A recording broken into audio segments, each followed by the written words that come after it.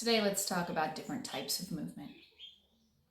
There's concentric movement, there's eccentric movement, there's static movement, isometric movement. How do you know what movement you should do and what they do for you? Let's talk about it. First, let's talk about isometric movements. Isometric movements are going to be movements where there's not really much movement happening, but a lot of muscle tension. For instance,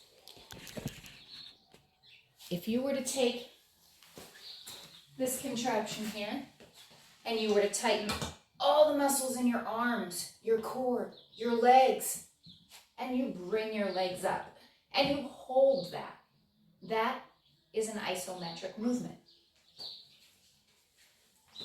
There are other isometric movements. For instance, holding a squat is an isometric movement. Or holding a plank is an isometric movement. And there's many ways to hold a plank. Up here on your hands, down on your elbows.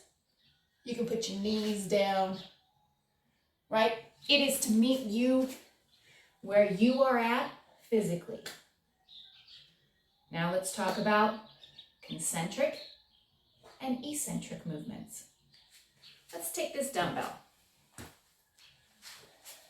Okay, when you are bringing a dumbbell up, let's say in a bicep curl, you are creating concentric movement on the way up, contraction, and eccentric movement on the way down, elongation.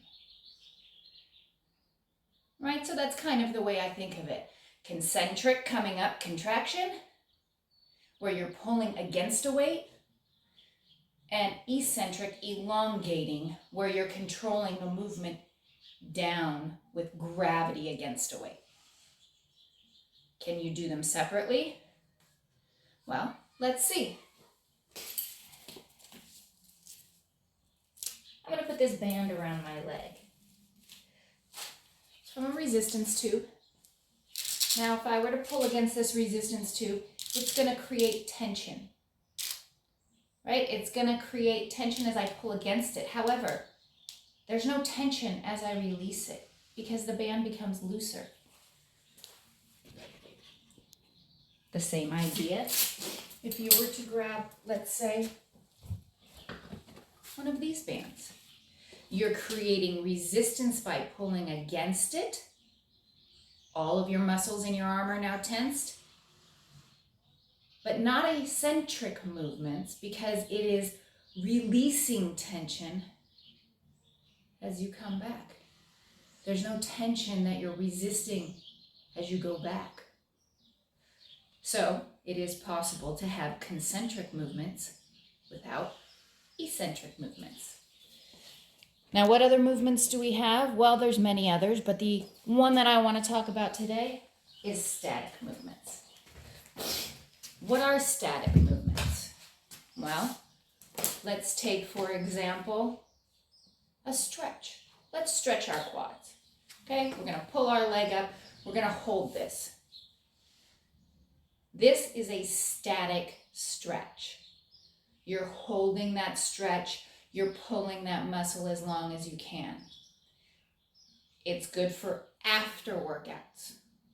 However, be aware, static stretching can elongate that muscle for up to 30 minutes after you're done stretching it. So dynamic stretches are what we want to do before we start working out. And a dynamic stretch would be something that is continuously in motion, right? Like coming down, you're constantly moving, and then coming back up and down to the other side. You're getting a stretch in. However, you're still in constant motion. Keep in mind, tension does not have to be created by an external weight. Tension can be created by your own body weight.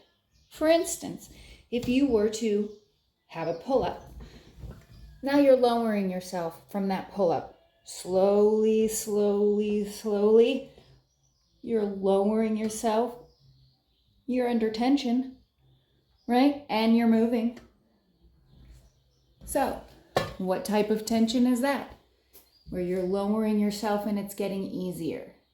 It's not concentric. Pulling up into the pull-up is concentric. Lowering yourself down is eccentric.